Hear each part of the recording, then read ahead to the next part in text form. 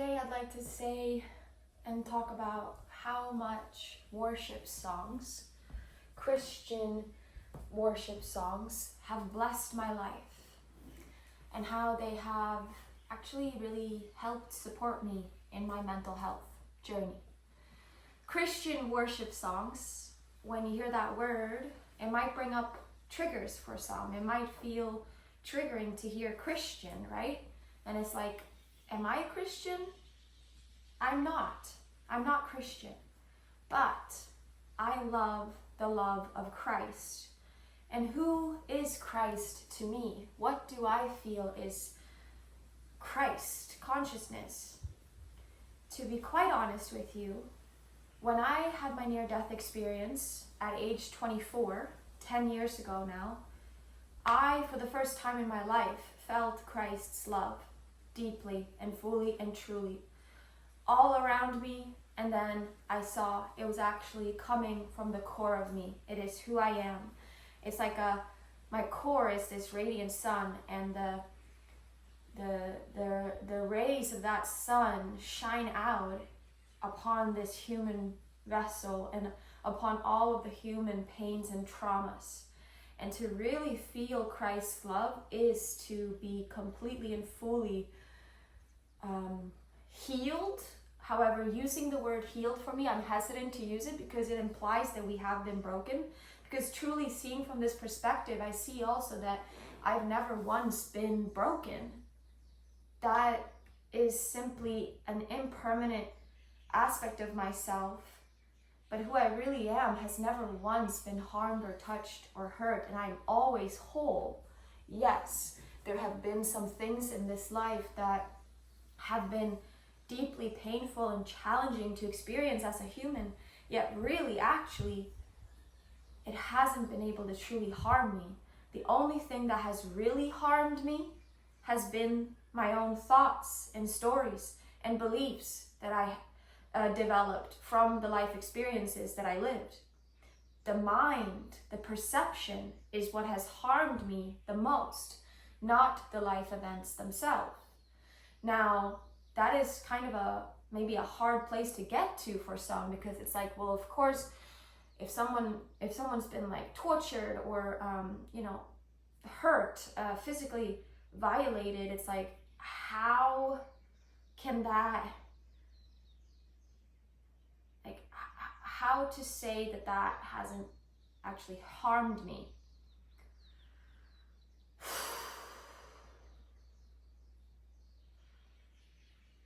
Yes, there is some validity to that it is harmful in some way, but ultimately, I feel that it is the prolonged stories that we make up about ourselves that is really harming us. If we get physically abused or violated by somebody, which I have been in the past, if I make up a story from that like I must not be good or worthy because this is how I'm treated, that story and belief about myself is the most harmful, because those things are the things that come with us in our lives. The event itself is over, it's done. It only lasted for a short while, but the beliefs developed, the stories developed, the thoughts developed around the event might go on forever. And that's what's actually causing us the most harm. And so we have the power to shift and change that in any moment, actually. We have the power to see our brothers and our sisters as innocent, truly, because they are. And it is all simply this like innocent mistake. It is this forgetting of who they are. When somebody hurts us or harms us, especially if it's physically, it is revealing that they are deeply disconnected from their true nature. This is why one of my deepest passions and devotions and commitments in this lifetime here is to remember who I am, so that I may possibly, potentially support and inspire others to remember who they are. And we are not separate from one another. We are actually the same. So we might think that we're so different. We don't have any similarities. But really, when it comes down to it, we're all the same. We are all this presence of this love. And yes, we are temporarily in this human experience. And yes, I'm here to deeply honor it, not escape it, not run away, not covered up with spiritual bullshit talk. You know, I'm here to be real and human and acknowledge that this is also real in one realm. In the physical human realm, this is very real. And the traumas and the pains is all real. But so, what worship songs do, let me just make sure that we're still rolling. What Christian worship songs do for me is that they help to activate that same remembrance that death showed me. It's this divine fatherly love that I think if we all took a moment right now to really tune into the feeling of the divine fatherly love, it is the greatest gift. Nothing beats that feeling, at least for me, especially as a woman. As a very feminine being, I thrive and feel so much joy from feeling the presence of fatherly love. This has supported me greatly in my mental health journey. It's to feel that presence in my life always. It actually supports me even to be deeper in my feminine and in my softness, because I'm feeling the presence of this fatherly energy all around me. And that to me feels like Christ's love and presence in my life, all permeating, penetrating through everything. All of the human conditioning, programming, penetrates through all that. So yes, it might still be there, seemingly playing itself out, but I see what's real and what's eternal, while I'm also deeply honoring and being present to the impermanent. So coming back to the worship song, which is how I started this, why I love worship songs, Christian worship songs, it's because they're singing about this light, this love, this powerful, eternal, everlasting sun that can burn through all of the illusions and all of the bullshit. And when I sing the worship songs, not all of them though, some of them are really weird, some of them might sound like really guilty or shameful, like those are not the ones I like. I like the ones that are singing the truth and activating the presence of Jesus Christ, like here, now, truly. And it's not even, like there's never really a need to call it in because it's always here, right? It's actually always here. It's just a reminder, opening my awareness up to feeling it fully, letting myself, this organism, this body, this flesh earth suit, be touched by it, penetrated by it, opened up by it, and illuminated by it. It is a nourishment for me, and it is a practice that I like to do often and regularly. It's to play the worship songs and sing them with devotion, with true feeling. And like I said, I'm not religious. In fact, I think Christians maybe would probably want to put me on the cross, shame me to death, because they probably call me a sinner because of the lifestyle that I live. But I don't subscribe to these guilt trip rules and ways of wanting to shame people and control and have all these like toxic opinions about some ways of living, when really, like, if it's separating, if it's creating separation or fear or guilt or shame in humans, perhaps it's not the purity of the thing. Like Christianity and the Christ and Jesus and love and the compassion and the forgiveness, true forgiveness and service and help thy neighbor, I resonate deeply with that. But I don't so much resonate with the whole thing of like, you're going to hell if you're doing that, and all this fear-based speech and words. No, thank you. I'm also not dissing it, hating it. I respect everybody's path. And I do feel, though, strongly that Christ and Jesus, they, especially Jesus, if he was a man, he wouldn't be subscribed to Christianity. He he would be devoted to living, being a living, breathing embodiment of the prayer from his heart. That is what Jesus would be committed to, not some boxed in religion that is controlling. No way. So, one of my favorite worship songs, I want to talk about it today with you guys. And why do I want to talk about it? Because it brings me great joy. And the reason I'm speaking about this, like I said, because the theme of most of my videos that I make is about the mental health and well-being, because I find that to be very important these days. And one way, and the truth is I used to struggle a lot with my mental health, a lot. And I still do. I still come up against it, especially if I don't take care of myself, especially if I don't get good sleep, especially if I don't communicate and express my truth, especially if I'm overeating and eating processed junk food, like with processed seed oils, if I'm like not honoring this body temple, if I'm not sleeping well, if I'm not expressing my truth and being honest and real with people in my life, if I'm withholding things, these things all have a detrimental effect on my mental health. Worship songs have a very empowering, positive effect on my mental health.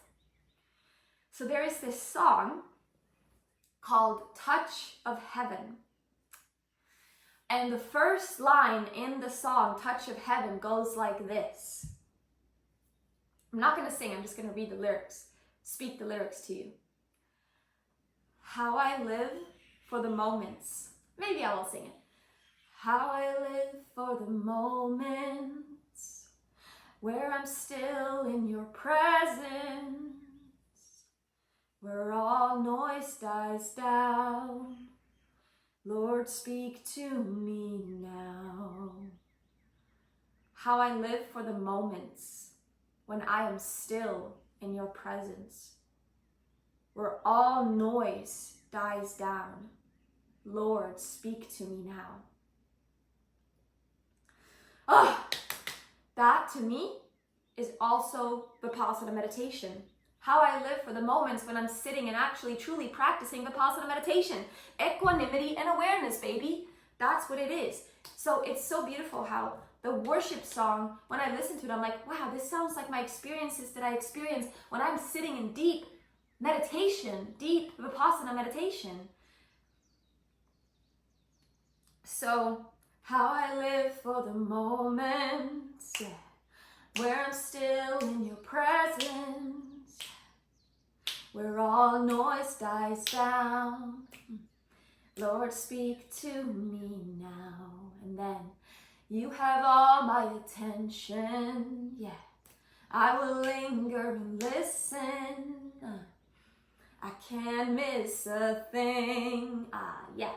'Cause Lord, I know my heart wants more of you. My heart wants something new, so I surrender all, yeah.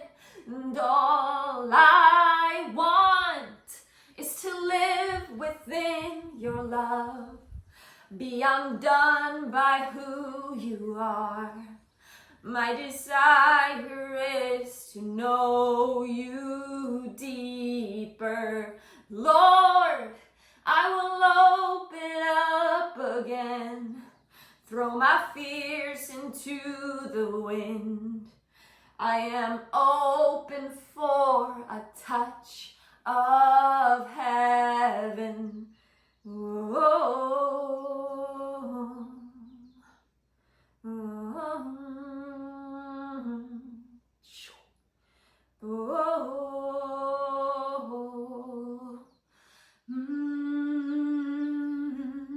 dun, dun, dun. And then, you're the fire in the morning, you're the cool in the evening, yeah. The breath in my soul, you are the life in my bones, yeah. There is no hesitation, yeah, in your love and affection, yes. It's the sweetest of all, yes, yes. 'Cause Lord, I know my heart wants more of you. My heart wants something new, so I surrender all. And that all I want is to live within your love. Be undone by who you are. My desire is to know you deeper, Lord. I mean, you hear these words? This is calling in the divine fatherly love, truly and fully. The words we speak, the words we sing can manifest in our lives. What we speak are casting spells. We are creators, powerful creators. Remember your power. Remember you're empowered. Remember you have the capability to shift and change your life to anything that you want. And it's all about your attitude and your perception and the way you see the world and the way you choose to be with yourself in the most tender moments.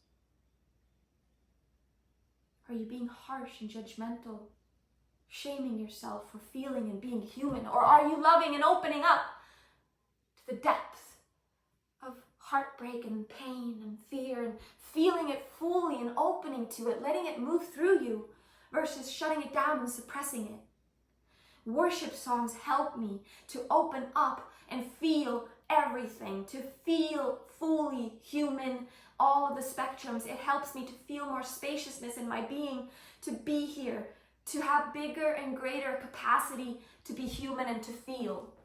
So I am doing this message today to remind you of the power of prayer, worship songs, mantras, devotional music, the power of singing devotional, empowering words that are calling in the presence of love, Christ.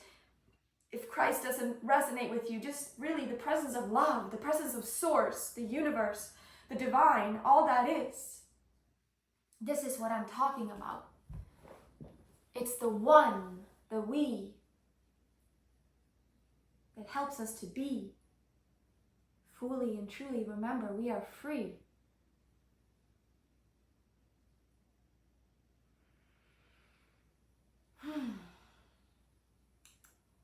This truly helps me in my mental health journey, to sing, to chant. They say, take the medication, take the pills. I say, live an aligned life that's aligned with spirit and source and truth and love. Do that.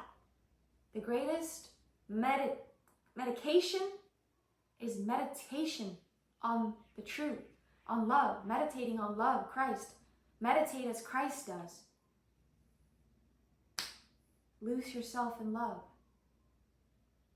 When I say lose yourself in love, I'm talking about the only thing you'll ever lose by dissolving into love is all that which you are not.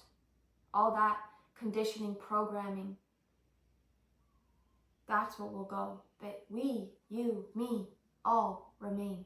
Because we cannot be diminished ever. Who we really are, our true nature cannot ever go. That all that which we are not can dissolve and die. And that is the beautiful thing about this life. And worship songs help me to have a strong mental outlook.